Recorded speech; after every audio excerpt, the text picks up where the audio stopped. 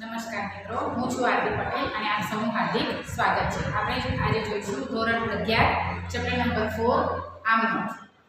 આમનોંધમાં આજે આપણે જોઈશું અન્ય રીતે માલની જાવકના વ્યવહારો. અન્ય રીતે માલની જાવક એટલે કેવી રીતે? તો માલ ઉપાડથી જાય અથવા તો આગથી બળી જાય, ચોરાઈ જાય, અન્ય કોઈ પણ રીતે જ્યારે ધંધામાંથી માલ જશે ત્યારે આપણે એની આમનોંધ કેવી રીતે કરવી એ આજે આપણે જોઈશું. જ્યારે પણ ધંધામાંથી અન્ય રીતે માલ જશે ત્યારે તેને ખરીદીમાંથી બાદ કરવામાં આવે છે, એટલે કે તેને ખરીદ ખાતે લઈ જવામાં આવે છે. તો સૌથી પહેલો વ્યવહાર આપણે જોઈશું. ધંધામાંથી ₹1000નો માલ અંગત વપરાશ માટે લઈ ગયા. અહીંયા શું થાય છે? ધંધામાંથી માલ જાય છે. તો ધંધામાંથી માલ જાય છે પણ કેવી રીતે? અંગત વપરાશ માટે. એટલે અન્ય રીતે થયું. અંગત વપરાશ માટે આપણે જોયું હતું આગળ કે અંગત વપરાશ માટે જ્યારે ધંધામાંથી માલ લઈ જાય છે ત્યારે એને કયા ખાતે લઈ જવાનું છે? ઉપાડ ખાતે. તો અહીંયા આમનોંધ આ રીતે બનશે: ઉપાડ ખાતે ઉધાર ₹1000 તે અન્ય રીતે ધંધામાંથી માલ ગયો છે, આડકતરી રીતે વેચાણ કર્યું નથી. તો આ અન્ય રીતે ઉપાડ કરેલો માલ છે એટલે તે કોના ખાતે લઈ જઈશું? ખરીદ ખાતે. તે ખરીદ ખાતે જમા ₹1000. બાબત જે લખીશું ₹1000નો માલ અંગત વપરાશ માટે લઈ ગયા તેના. અહીંયા આપણે ઉપાડથી માલ ગયો છે. બીજા વ્યવહારમાં આપણે જોઈશું તો અહીંયા જો ₹1500નો માલ આગથી બળી ગયો, વીમા કંપનીએ 1000નો દાવો મંજૂર કર્યો. અહીંયા પણ આની રીતે માલ ગયો છે. જો અહીંયા માલ આગથી બળી ગયો છે. આગથી બળી ગયો એટલે માલની જાવક તો થઈ છે પણ વેચાણ નથી થયું. તો અન્ય રીતે માલ ગયો છે એટલે ખરીદ ખાતે લઈ જઈશું આપણે. પરંતુ અહીંયા 1500નો માલ બળી ગયો, એમાં ₹1000 આપણને વીમા કંપની આપશે.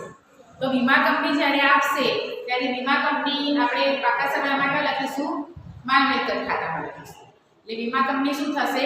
ઉધાર આપશે. અહીંયા વીમા કંપની ₹1000 આપશે.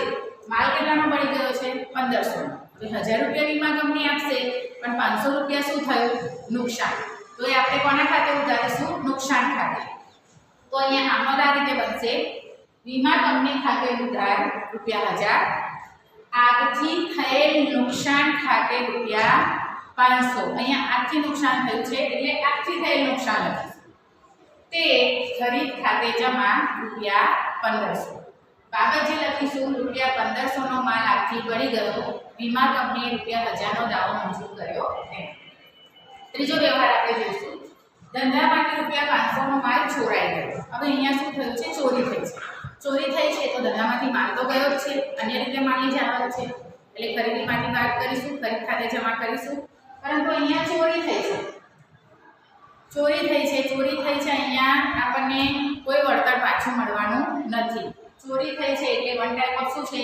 નુકસાન છે.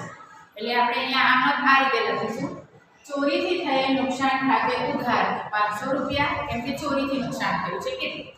તે ખરીદ ખાતે જમા ₹500.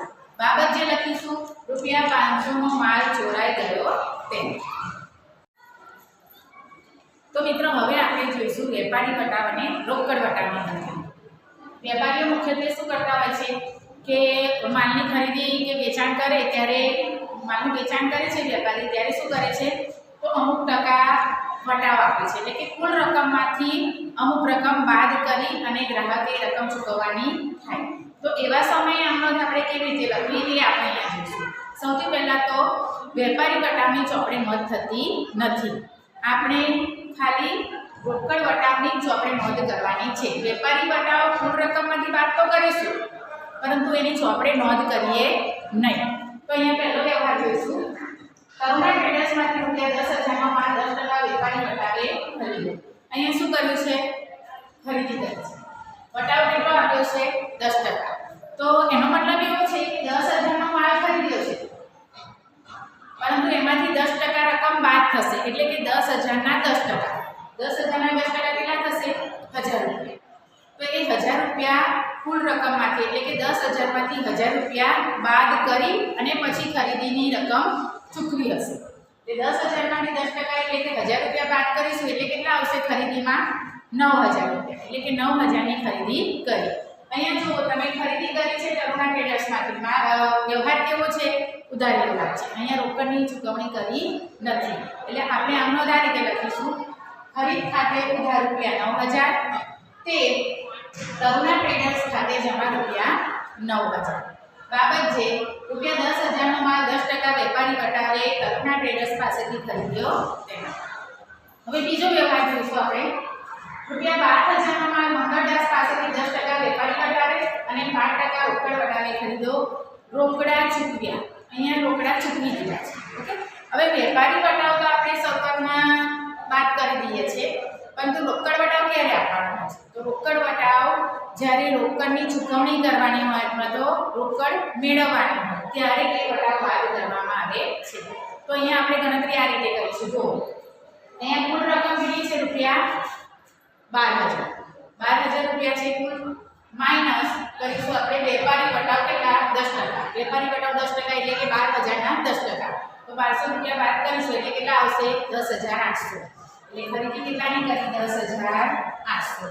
હવે 10,800 ની ખરીદી કરીને રોકડા ચૂકવી દીધા છે. તો 10,800 ઉપર આપણે બીજો વટાવ આપીશું. કયો?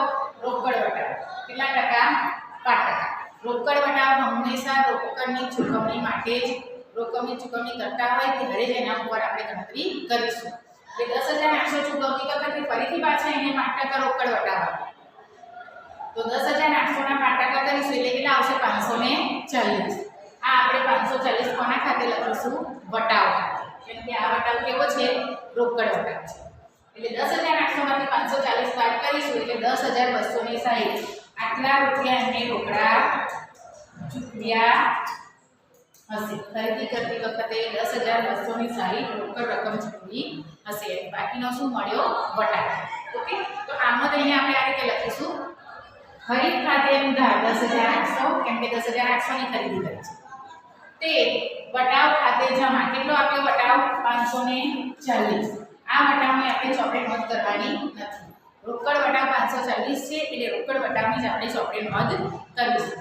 તે વટાવ ખાતે જમા 540. તે રોકડા ગયા. કેટલા ગયા? રોકડ કેટલી જાય છે આપણી ધંધામાંથી? 10,260. એટલે રોકડા જાય છે એટલે આપણે રોકડ ખાતે શું કરીશું? જમા કરીશું. બાબત જે રૂપિયા 12,000નો માલ 10% વેપારી વટાવે અને 5% રોકડ વટાવે ખરીદ્યો તેના.